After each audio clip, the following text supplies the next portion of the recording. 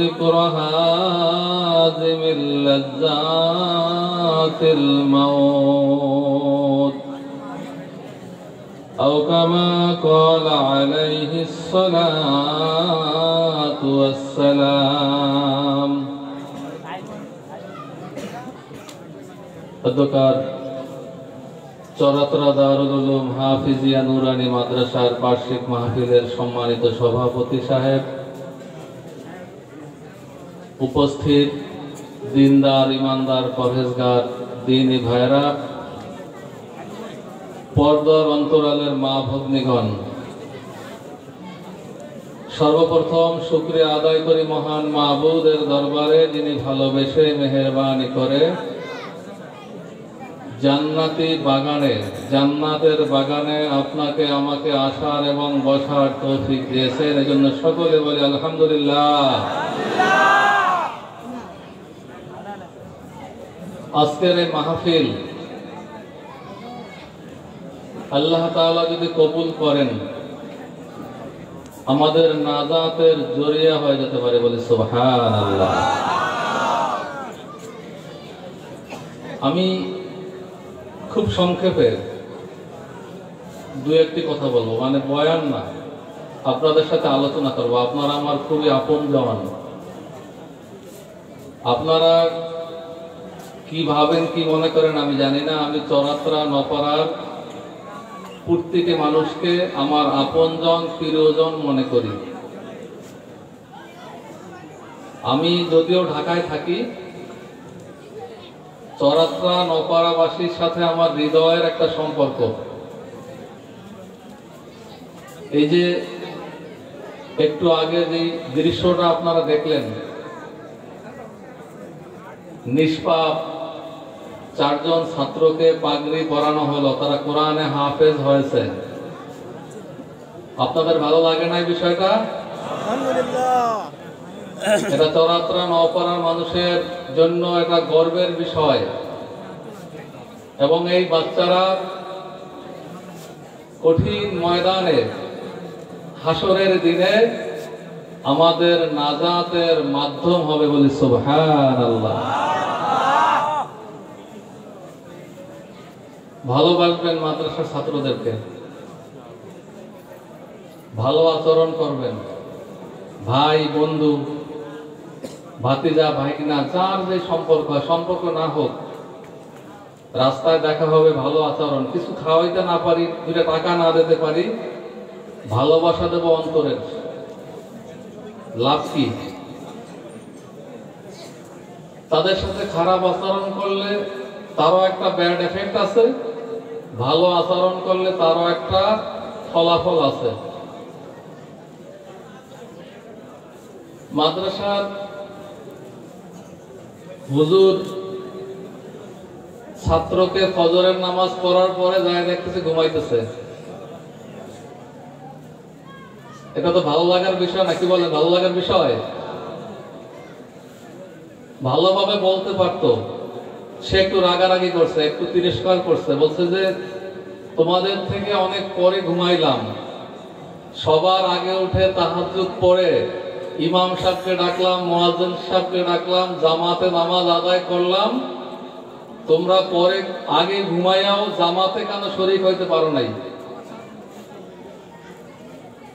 এই কথাটা বলছে, কিন্তু একটু গর্ব ছিল, ভালোবাসাটা ছিল না। শাসনের মধ্যেও আদরের সাথে শাসন করা যায়। আরশের মালিকের এই বিষয়টা পছন্দ হয় নাই। পরের দিন সবাই জামাতে শরীক হইছে, হুজুর ঘুম থেকে উঠতে পারে নাই। আল্লাহ তাআলা বুঝাই দিলেন, আমার মেহমান, আমার কোরআনের পাখির সাথে তুমি যে খারাপ আচরণ করছো, সাথে সাথে তোমার বিচারটা দেখাই দিলাম। সুবহানাল্লাহ। এজন্য শিক্ষক হোক, এলাকাবাসী হোক, ছাত্রদের সাথে খুব নম্রভাবে আচরণ করতে হবে। আর একটা কথা বলি, শেষ করব। হুজুরের বাচ্চা হইছে, যদি কারো সন্তান হয়, ছেলে হোক মেয়ে হোক, সকলের একটা দাবি থাকে না? কিসের দাবি? মিষ্টির দাবি। জোরে বলেন কিসের দাবি? তো ছাত্ররা ওস্তাদ হইলেও উসখুস করতেছে হুজুরের কাছে যায়া, বলছে কিছু বলবা? বলছে হুজুর মিষ্টি। হুজুর হুজুরই ভাবে, বলছে মিষ্টি যে খাওয়াইতে হবে, কিতাবের কোথায় কোরআন হাদিসে লেখা আছে আগে দলিল দাও, তারপরে মিষ্টি খাওয়াবো। ধরা খাইছিল ছাত্ররা, এরা কোথায় পাবে দলিল, কোথায় দলিল আছে? এটা তো সামাজিকতা, এটা একটা আনন্দের বিষয়। একদিন পরে হুজুরের বাড়ি থেকে ফোন আসছে, মেয়ে দুধ পান করতেছে না, হোমিও অ্যালোপ্যাথি ডাক্তার কবিরাজ পানি পড়া তেল পড়া, কোনোভাবেই সন্তান বুকের দুধ পান করতেছে না। হুজুর বুঝে গেছে কানেকশনটা কোথায় হয়েছে। হুজুর বলছে যে কোনো ডাক্তার দেখানো দরকার নাই, অপেক্ষা করো, ঘন্টা খানেকের মধ্যেই তোমার বাচ্চা বুকের দুধ খাওয়া শুরু করবে। সুবহানাল্লাহ। হুজুর বাজারে পাঠাইছে একজনকে, 2 কেজি মিষ্টি আইনা ছাত্রদের ডাইকা বলছে তোরা মিষ্টি খাইতে চাইছিলে, কোনো দলিল দরকার নাই, তোদেরকে ভালোবাসা খাওয়াইলাম। 1 ঘন্টা যাওয়ার আগে বিবি সাহেব ফোন দিছে যে তুমি কিভাবে জানলা? বলছে কানেকশন অন্য জায়গায়। সুবহানাল্লাহ। অন্য জায়গায় কানেকশন, আমি এটা ফিল আপ করে ফেলছি। সুবহানাল্লাহ।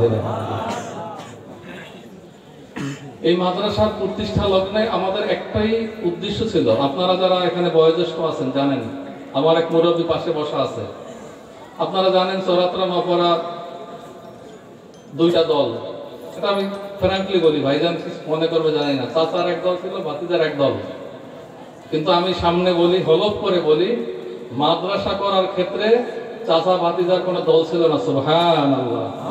কোনো দল ছিল না, সবার সহযোগিতা নিয়ে এই মাদ্রাসা করা হয়েছিল, যার রেজাল্ট আপনারা পাচ্ছেন, দুনিয়ায় পাচ্ছেন। এবং মূল রেজাল্ট যেটা, সেটা পাবেন। আমি আরেকটা কথা বলি আজকে, যেটা আপনারা হয়তো জানেন না। মাদ্রাসা শুরু করার সময় মাদ্রাসাটা নাম দিতে হয় চরাত্রা আজিজিয়া উচ্চ বিদ্যালয়, মুন্সি আব্দুল আজিজ সাহেবের নামে। তো আমি নামটা এভাবে প্রস্তাব করছিলাম যে চরাত্রা মেজবাহুল উলুম নুরানি হাফিজিয়া মাদ্রাসা, এভাবে প্রস্তাব করছিলাম। আমাদের মুরব্বী শুয়ে আছেন এখানে, জিয়ারত করলাম আইসা, উনি বলছেন চরাত্রা মাদ্রাসা চরাত্রা নপাড়া সকলের, এখানে কারো ব্যক্তির নামে মাদ্রাসা হবে না, চরাত্রা মাদ্রাসার নাম হবে চরাত্রা দারুল উলুম হাফিজিয়া নুরানি মাদ্রাসা। বলুন সুবহানাল্লাহ। এই যে ওনার যে এই একটা ত্যাগ, উনি চান নাই, উনি বলছেন সকলের। আমিও বলি এই মাদ্রাসা আমাদের সকলের, চরাত্রা নপাড়াবাসীর।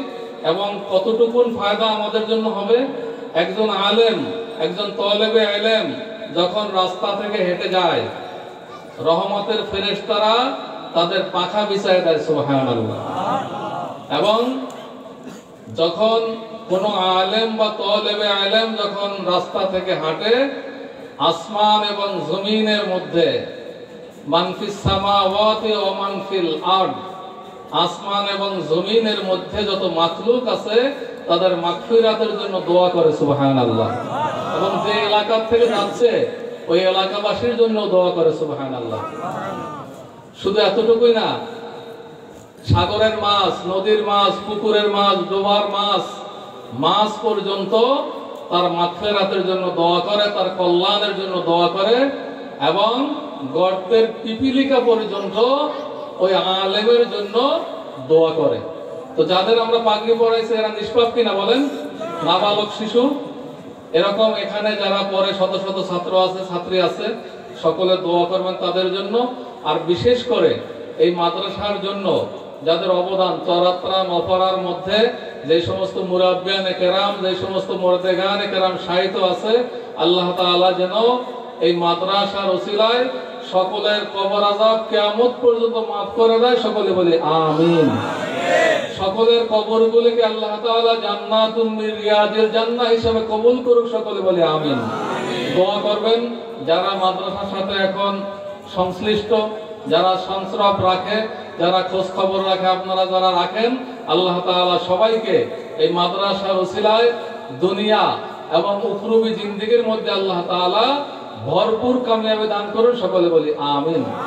হযরত উলামায়ে কেরাম বয়ান করবেন, আমি আর লম্বা আলোচনা করলাম না। এই চরাত্রা নফরাতে অনেক বয়ান আমি করছি, আমি দু একটা কথা বললাম। সকলের জন্য দোয়া থাকলো, সবাই আমার জন্য দোয়া করবেন। মুফতি জাকির হোসাইন এই চরাত্রা মাদ্রাসার ছাত্র, রেজাল্ট তৌহিদ ভাই একটা কথা বলছে, হুজুর একজন হাফেজ বানাই যাইতে পারেনি, আমি সেই সময়টা পাই নাই, কিন্তু আমি অনেক মাওলানা মুফতি বানাইছি। যারা আমার থেকে আলিফ থেকে শুরু করছে তারা আজকে মাওলানা মুফতি বিভিন্ন জায়গায় বড় বড় খেদমতের আঞ্জাম দিচ্ছে। আল্লাহ তাআলা তাদের এই প্রচেষ্টা, তাদের এই কোশিশকে আল্লাহ তাআলা কবুল করুক, সকলে বলি আমিন। আমার জন্য দোয়া করবেন, আবার যেন আসতে পারি। আপনাদের সাথে আমার নারীর একটা টান, আপনাদের সাথে আমার হৃদয়ের সম্পর্ক, যখনই সুযোগ হবে আসবো। আপনারা দোয়া করবেন, আপনাদের জন্য দোয়া থাকলো। আল্লাহ তাআলা আমাদের সবাইকে ঈমানের সাথে, ইজ্জাতের সাথে, আল্লাহর হুকুম, আল্লাহর রাসূলের তরিকা অনুযায়ী কামিলিনদের সাথে সম্পর্ক রেখে আমরা যেন জীবন যাপন করতে পারি। আল্লাহ আমাদের সবাইকে তৌফিক দিক, সকলে বলি আমিন। আসসালামু আলাইকুম ওয়া রাহমাতুল্লাহি ওয়া বারাকাতুহু। আলহামদুলিল্লাহ।